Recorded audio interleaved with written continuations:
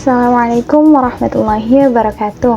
Saya Ufwatul Rusqo, mahasiswa semester 1 Stiashas Al-Jailani, Prodi Ekonomi Syariah dengan NIM 22501038.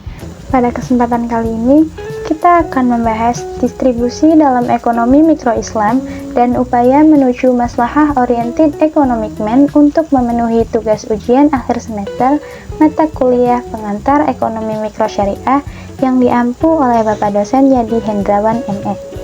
Langsung saja ke pembahasan yang pertama, yaitu distribusi dalam ekonomi mikro Islam.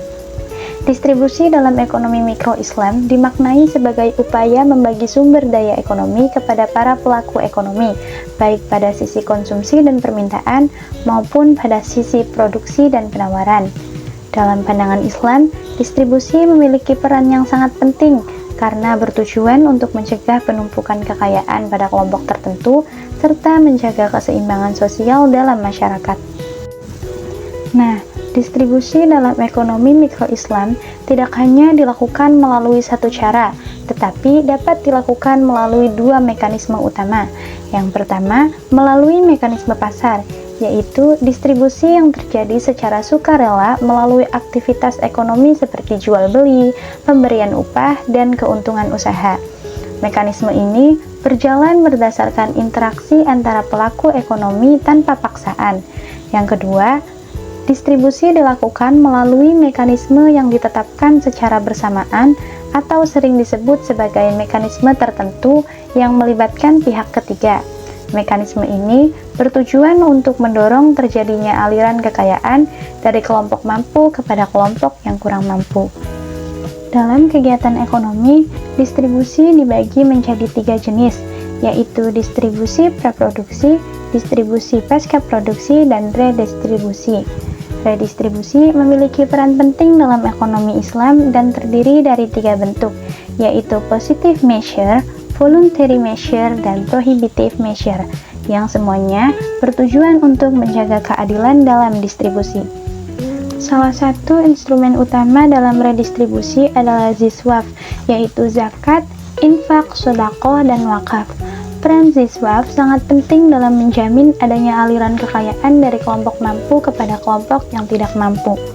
Zakat merupakan ibadah wajib di bidang harta yang dibebankan kepada muzaki untuk disalurkan kepada mustahik.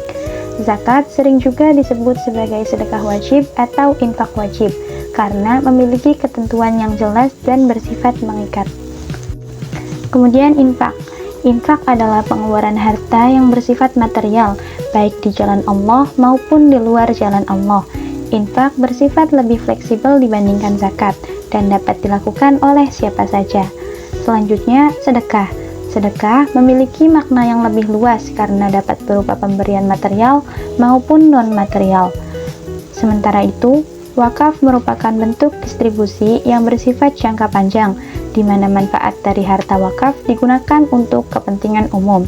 Ibadah ziswaf bersifat multidimensi, mencakup dimensi spiritual, dimensi sosial, dan dimensi ekonomi. Dalam buku dijelaskan bahwa pengaplikasian ziswaf akan berjalan dengan baik apabila didasarkan pada konsep maslahah oriented economic man, baik pada tataran konsumen maupun produsen.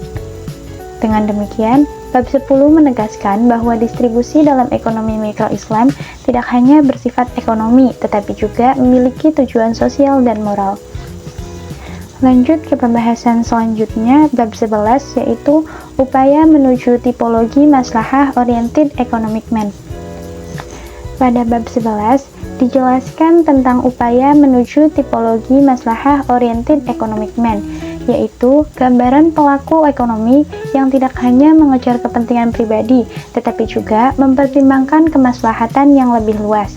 Maslahah oriented economic man dipandang sebagai tipologi ideal dalam kehidupan mikro Islam karena mampu menyeimbangkan antara kepentingan individu, kepentingan sosial, dan kepentingan nilai moral.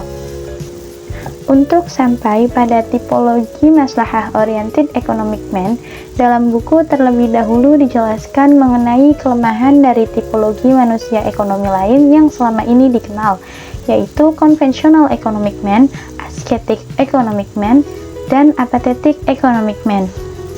Yang pertama, conventional economic man. Pada tipologi konvensional economic man, manusia ekonomi digambarkan sebagai individu yang rasional dan berorientasi pada kepentingan pribadi.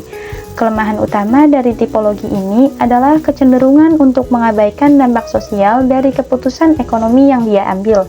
Dalam konteks distribusi, tipologi ini berpotensi menimbulkan perilaku enggan berbagi atau evasion of sharing, karena orientasi utama adalah memaksimalkan manfaat pribadi.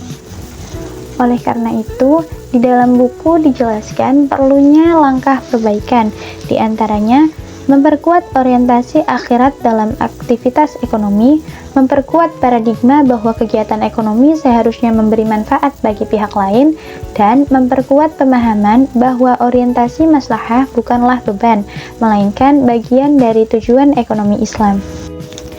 Tipologi yang kedua yaitu ascetic economic man, yaitu manusia ekonomi yang memiliki kecenderungan menjauh dari aktivitas duniawi dan terlalu menekankan aspek spiritual secara sempit. Kelemahan dari tipologi ini adalah rendahnya produktivitas ekonomi, sehingga potensi untuk memberikan kemaslahatan yang lebih luas juga menjadi terbatas. Buku menekankan bahwa Islam tidak menganjurkan sikap menjauh dari dunia, melainkan mendorong keseimbangan antara aktivitas dunia dan akhirat. Langkah perbaikan yang ditawarkan meliputi memperbaiki cara pandang terhadap kehidupan dunia, memperkuat semangat produktivitas ekonomi, dan memperkuat paradigma bahwa memberikan kemaslahatan yang lebih besar lebih disukai dalam Islam. Tipologi yang ketiga yaitu apathetic economic man, yaitu manusia ekonomi yang bersikap pasif, kurang produktif, dan cenderung bergantung pada pihak lain. Kelemahan utama dari tipologi ini adalah munculnya sikap ketergantungan yang dapat menghambat peran individu dalam aktivitas ekonomi. Dalam buku menegaskan bahwa sikap bergantung kepada orang lain merupakan kekeliruan yang sangat substansial karena bertentangan dengan prinsip tanggung jawab individu dalam Islam.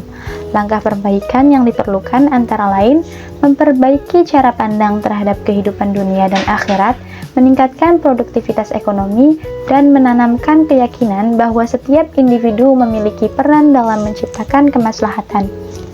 Nah, melalui langkah-langkah perbaikan tersebut, ketiga tipologi manusia ekonomi ini diharapkan dapat bertransformasi menuju maslahah-oriented economic man. Dengan demikian, bab 11 menegaskan bahwa pembentukan perilaku pelaku ekonomi merupakan bagian penting dari sistem ekonomi mikro-Islam, karena kualitas distribusi dan aktivitas ekonomi sangat dipengaruhi oleh orientasi manusia ekonomi itu sendiri. Sebagai penutup, dapat disimpulkan bahwa pada bab 10 ditekankan pentingnya distribusi dalam ekonomi mikro-Islam melalui berbagai mekanisme dan instrumen ziswaf, dan bab 11 membahas upaya pembentukan pelaku ekonomi yang berorientasi pada kemaslahatan. Demikian materi video yang dapat saya sampaikan. Terima kasih kepada Bapak dosen yang telah menonton, juga teman-teman yang telah meluangkan waktu untuk menonton video ini. Semoga video ini dapat memberikan pemahaman dan dapat bermanfaat bagi kita semua. Mungkin sekian yang dapat saya sampaikan, kurang-kurangnya mohon maaf. Wassalamualaikum warahmatullahi wabarakatuh.